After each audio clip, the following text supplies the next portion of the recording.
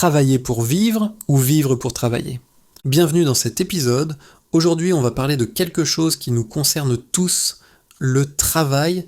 Tu sais, ces milliers d'heures qu'on passe à bosser, à courir après des deadlines, à attendre la fin de journée. Eh bien, figure-toi qu'il y a 150 ans, Karl Marx avait déjà mis le doigt sur le problème. Et pas comme tu l'imagines, il ne voulait pas abolir le travail, il voulait le sauver.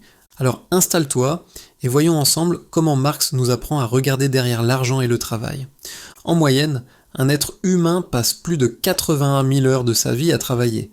Et pourtant, la majorité des salariés déclarent ne pas trouver de sens à ce qu'ils font. Ce paradoxe est si massif qu'on préfère souvent l'ignorer. Mais Karl Marx l'avait déjà vu venir, il y a 150 ans. Pour lui, le problème n'est pas le travail en soi.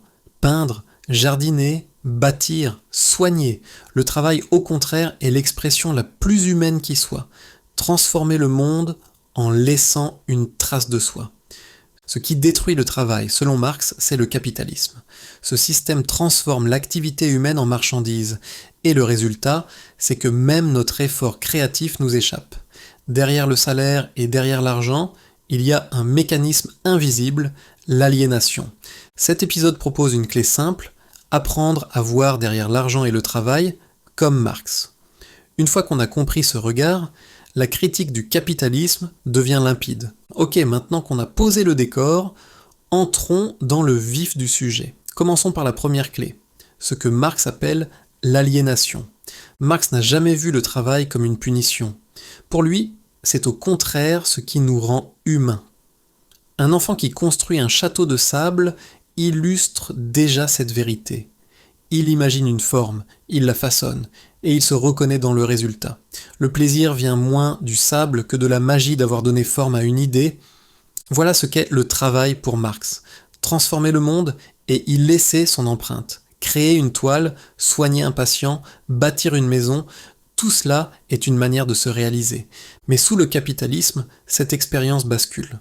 Le travail devient aliéné. Aliéné, ça veut dire qu'il ne t'appartient plus. Tu n'en décides ni le but, ni les règles, ni même ce qu'il advient du fruit de ton effort. Prenons un exemple. Un développeur passe des semaines à coder une application. Il y met de l'intelligence, de la patience, parfois même de la passion. Mais le produit ne lui appartient pas. Il appartient à l'entreprise. Il ne choisit pas vraiment son usage. Il ne contrôle pas son avenir. À la fin, il touche un salaire, et c'est tout. C'est comme écrire un poème et devoir le céder immédiatement à un inconnu sans jamais pouvoir le relire. Tu crées, mais tu n'as plus de lien avec ta création. C'est ça l'aliénation selon Marx. Tu travailles, mais ton travail ne te ressemble plus. Il est arraché de toi, il t'échappe. Et quand ton activité quotidienne cesse de t'appartenir, c'est toi-même que tu perds en route. Alors tu vois, pour Marx, le problème ce n'est pas le travail en soi, mais ce que le capitalisme en fait. Et cette logique, elle apparaît encore plus clairement quand on regarde l'argent. À première vue, le capitalisme paraît simple. Tu travailles, tu touches un salaire, échange équitable, affaire conclue.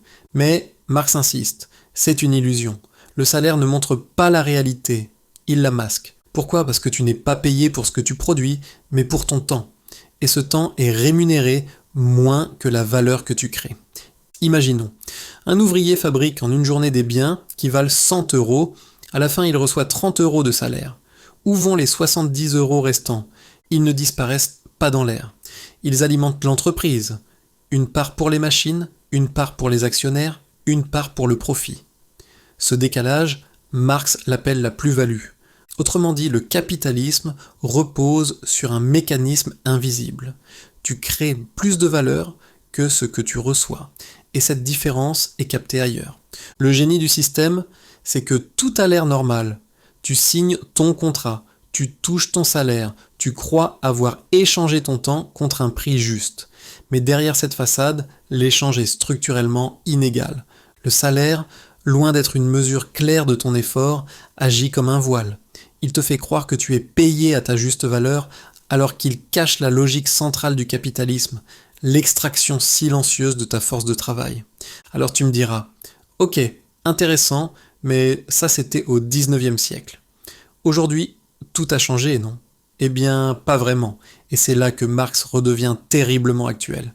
Certains pensent que Marx appartient au 19e siècle. Les usines sombres, les ouvriers épuisés, les machines bruyantes. Aujourd'hui, disent-ils, tout a changé. Open space lumineux, start-up cool, horaire flexible, et pourtant, le décor a évolué, mais le mécanisme est toujours là. Dans un bureau moderne, tu ne respires pas la fumée d'usine, mais tu peux ressentir la même perte de sens. Ton travail ne t'appartient pas. Tu codes, tu rédiges des rapports, tu enchaînes les réunions, mais tu ne décides ni du but, ni de la finalité de ce que tu produis. C'est ce que l'anthropologue David Graeber appelait les bullshit jobs, des emplois qui ne servent à rien ou dont l'utilité est douteuse mais qui occupent des vies entières. Là encore, Marx avait déjà fourni la clé. Quand le travail est séparé de son sens, il devient aliéné. Le burn-out en est une conséquence contemporaine. Ton énergie est pressée au maximum, jusqu'à l'épuisement, sans retour de sens. Tu te vides dans un effort qui ne te ressemble plus. L'économie de plateforme illustre encore cette logique. Uber ou Deliveroo promettent liberté et flexibilité. Sois ton propre patron. Mais en réalité, les algorithmes fixent les prix, dictent le rythme, évaluent ta performance. Derrière le vernis de liberté se cache une dépendance permanente. Lire Marx aujourd'hui, ce n'est pas répéter les débats du passé. C'est s'équiper d'une paire de lunettes critiques. C'est apprendre à regarder derrière les apparences, un salaire qui semble juste, un travail qui semble libre, une flexibilité qui semble attractive. Marx ne donne pas des réponses toutes faites pour 2025. Mais il nous offre une méthode. Ne jamais se contenter de la surface. Toujours demander qui profite vraiment de ce travail. Où va la valeur produite? À qui appartient l'activité humaine? Alors voilà, Marx ne voulait pas abolir le travail.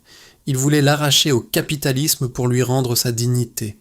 La vraie question n'est donc pas faut-il travailler moins, mais comment travailler enfin pour soi et non plus pour un système qui nous dévore. Merci d'avoir écouté cet épisode. Et toi, dis-moi, ton travail, aujourd'hui, est-ce qu'il te ressemble vraiment ?